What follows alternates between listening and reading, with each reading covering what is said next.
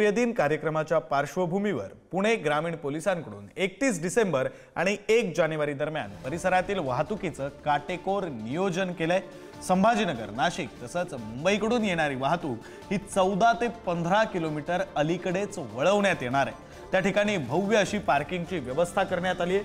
विजय स्तंभाकडे जाण्यासाठी डिग्रजवाडीपर्यंत PMPL buses उपलब्ध असणार आहेत। विजय स्तंभापर्यंत पोहोचण्यासाठी किमान 800 मीटर चालत जावं लागणार आहे। यावर्षी सुमारे 10 ते 12 लाख अनुयायी विजय स्तंभाला अभिवादन करण्यासाठी येतील असा अंदाज आहे। त्या पार्श्वभूमीवर पुणे ग्रामीण पोलिसांकडून पोलीस कर्मचारी, अधिकारी, एसआरपी तसंच होमगार्ड मिळून जवळजवळ 4500 बंदोबस्त तैनात करण्यात आला आहे।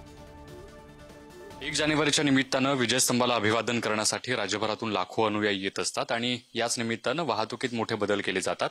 पुणे ग्रामीण पोलिसांनी या संबंधातलं सगळे जे नियोजन आहे ते केलेलं आहे। पंकज देशमुख सर आपल्या सोबत आहेत। कसं नियोजन केलंय, काय बदल केलेले आहेत, थोडे आम्हाला समजून सांगा। ह्यामध्ये पुणे ग्रामीण जिल्ह्यामध्ये खास करून नगर रोडने विदर्भ आणि मराठवाडा ह्या भागातून मोठ्या प्रमाणावर नागरिक रेग्युलरलीच ये जा करत असतात। त्यामध्ये काही बदल आम्ही केलेले आहेत। नागरिकांसाठी डायव्हर्जन्स सुरू केलेले आहेत। तुम्हाला जे फोर्स आहे तो देखील मागवावा लागला। एकूण किती अधिकारी तैनात असणार आहेत, कर्मचारी तैनात?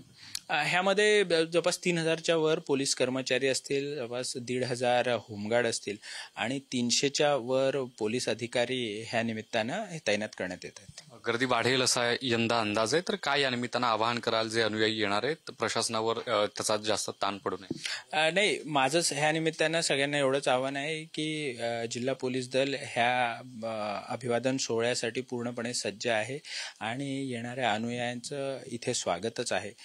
परंतु हे करत असताना अत्यंत शांततापूर्व वातावरणात हा कार्यक्रम पार पडेल ह्याच्यासाठी जी सगळी तयारी प्रशासनाने केलेली आहे। धन्यवाद सर, पुढारींशी बातचीत केल्याबद्दल। व्हिडिओ जर्नलिस्ट निखिल करंदीकर, संबित ज्ञानेश्वर चौतमल, पुढारी न्यूज, पुणे।